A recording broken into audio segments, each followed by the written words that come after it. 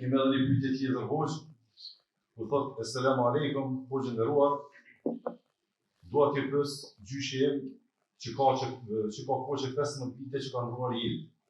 Falën e atë kohë kam qenë tek nizetat si adia fare në si namazin.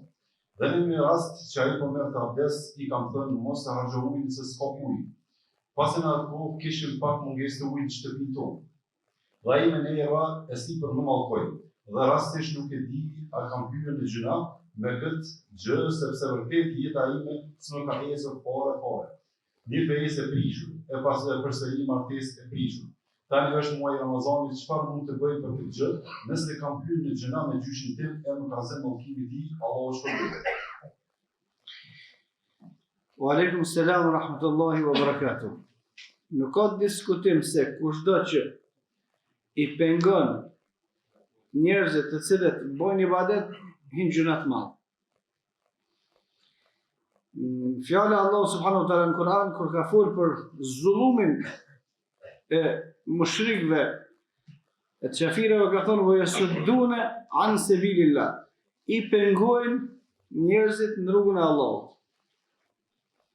Kushdo që e pengon dikon të u falë, është gjuna shumë e madhe. Kushdo që e pengon dikon për ma agjëru, është gjuna shumë e madhe. Kushdo që e pengon këndo në praktikimin e çështjeve fetare, është gjuna tepër e rëndë. Kur thonë gjuna tepër e rëndë, është gjuna që të çet pe fe e krejt.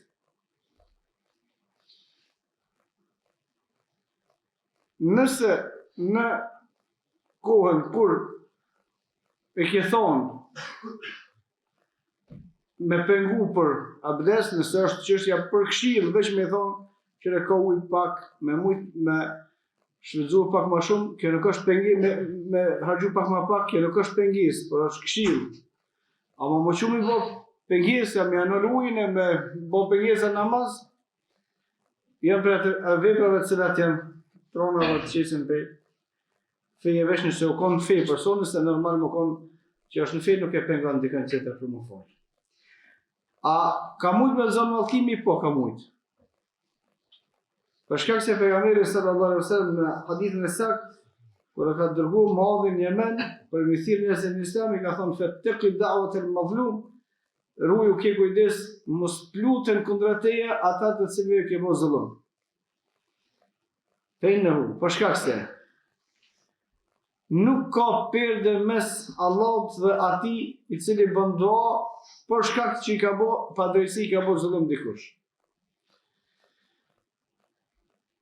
Kurse zullumi në pengim në namaz, pengim në xhirim, pengim për bulim që i bën shpesh herë prind që ka vetvete ose motra ose dikujna, janë për gjunave tepër të rënda që nëse bën doa dikush kundra atij, është shumë rrallë që e zën mallkimi.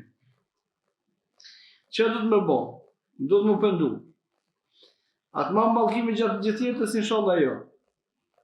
Nëse penduhesh te Allahu subhanahu wa taala, edhe pendimi pastaj është me mojë fjalë vetëm, më falë, më agjërua, më bë krejt ato që i ka bërë gjyshi. Edhe nëse ka mundësi me dhënë sadaka për të, do të me dhënë sadaka për të. A zën mallkimi e zën? A është i përjetshëm? Nuk është inshallah i përjetshëm nëse pendohet edhe lutet për ta dhe jep sadaka. Wallahu a'lam. Assalamu alaikum wa rahmatullah.